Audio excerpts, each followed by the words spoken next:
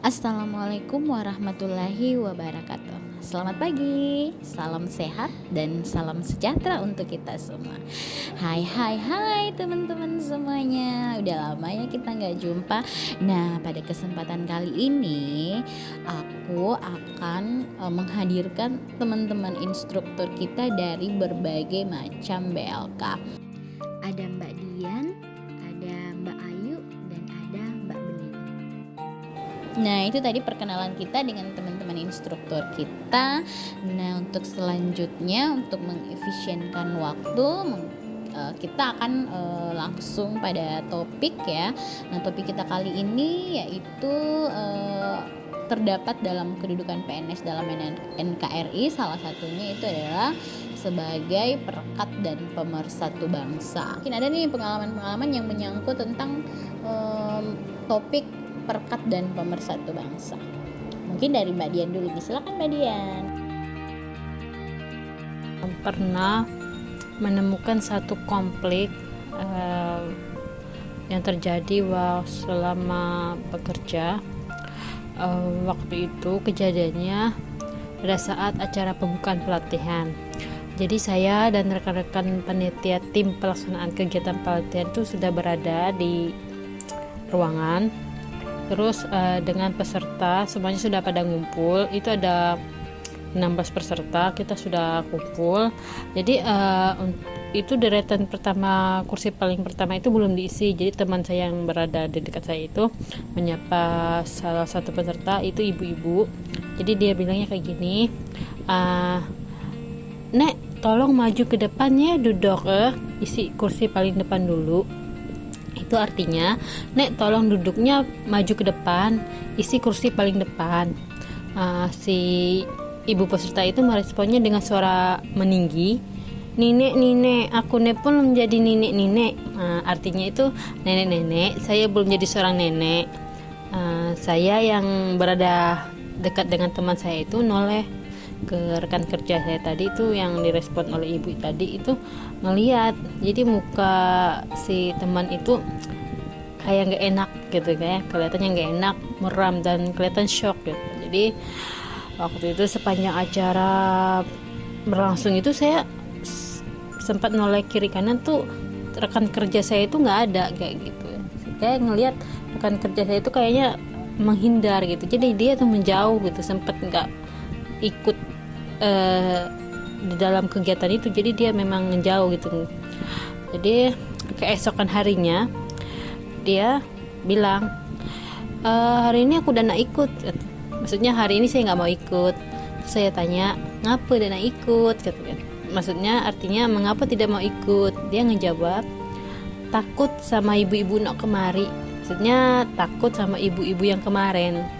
Sambil tersenyum, saya menjelaskan, usah dimasuk ke dalam hati. Itu pun lah tua. Mungkin karena emang logat bercakap kampung, akhirnya dia kelihatan kasar. Atau emang orangnya tuh kayak gitu, kelihatan kasar. Tapi macamnya nanggap kau tuh biasa aja, ndak marah.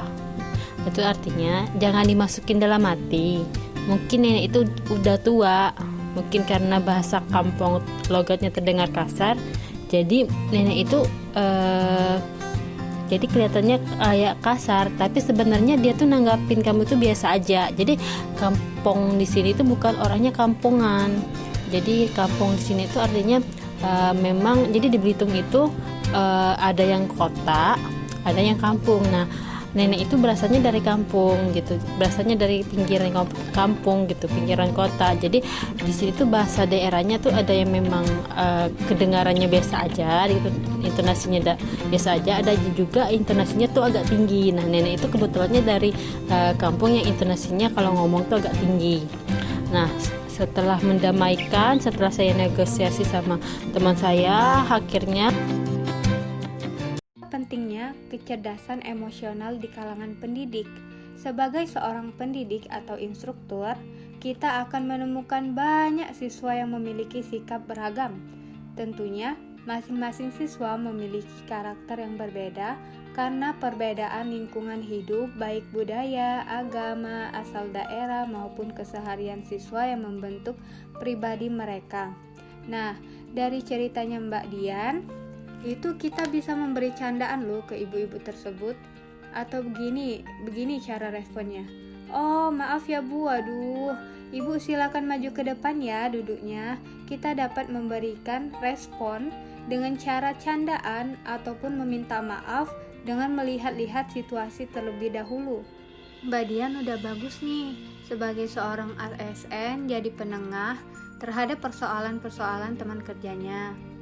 Masukan dari Mbak Dian pun udah bener kok untuk nyuruh temennya biar nggak diambil hati, respon dengan tenang dan empati, redakan situasi dengan cara yang profesional dan sopan. Jadi temennya udah mau masuk kerja lagi. Untuk pesan moral yang bisa dipetik dari cerita Mbak Dian tadi, menurut aku ya, di tempat pelatihan itu kan kita juga ketemu sama masyarakat dengan berbagai macam latar belakang, budaya, karakter, dan bahasa ya. Jadi disinilah kita sebagai ASN atau sebagai instruktur harus bersikap netral jika terjadi suatu konflik. Jadi kita tidak boleh memihak antara A atau B. Kita harus netral, lurus gitu ya. Dan kita harus coba pahamilah karakternya dari budaya dan bahasa di mana kita berpijak itu. Nah, sebagai ASN juga kita sebaiknya berusaha meluruskan masalah dengan menyampaikan apa yang dimaksud oleh kedua belah pihak. Kita dudukkan tuh mereka berdua, kita tanyai maksudnya si A bagaimana, maksud si B bagaimana, nanti barulah kita bisa berdiskusi itu yang benar yang mana, yang salah yang mana gitu. Kemudian untuk masukannya, jika kita yang berada dalam posisi tersebut, maka sebaiknya kita jangan terlalu sensitif mengambil hati dari pembicaraan ibu-ibu tadi. Ya, kita harus kuatkan mental dan kita harus memiliki muka tebal, tapi kita juga harus tetap sopan dan be positif. Jika kita juga belum bisa menguasai bahasa setempat, maka sebaiknya kita gunakan bahasa Indonesia, apalagi untuk nama-nama panggilan atau kita panggilannya apa itu. Nah, kita pakailah bahasa yang umum lah. Kita panggil dengan sebutan ibu, bapak, kakak, atau adik gitu. Jangan lupa nada atau intonasinya juga disesuaikan ya. Mungkin gitu aja masukan dari saya. Baiklah teman-teman, itulah tadi hasil diskusi kita atau sharing-sharing kita bersama teman-teman instruktur.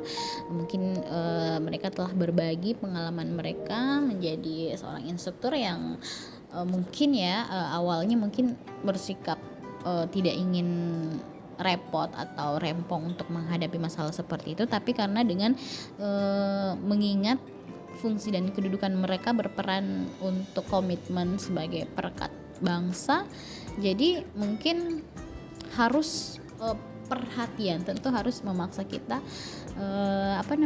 memaksa kita untuk peduli. Jadi teman-teman, menurut aku ya, kesimpulan yang bisa aku berikan, perbedaan itu biasa, itu takdir yang telah diciptakan Sang Pencipta. Kita tidak bisa mengubah hal mutlak seperti itu, namun kita bisa mengubah respon kita terhadap hal itu. Yang awalnya kita berniat apatis dan tak acuh terhadap hal yang merepotkan kita, bisa kita ubah dengan respon kita yang saling menerima dan senantiasa menjunjung tinggi toleransi di tempat kerja. Dan teman-teman, sebelum kita mengakhiri pembahasan kita pada pagi hari ini, saya Ida Afrilia mengucapkan banyak-banyak terima kasih atas support dan kesempatan yang diberikan. Akhirul kalam, nun wal qalmi wa mayasturun. Tetap semangat dan salam kompeten. Assalamualaikum warahmatullahi wabarakatuh.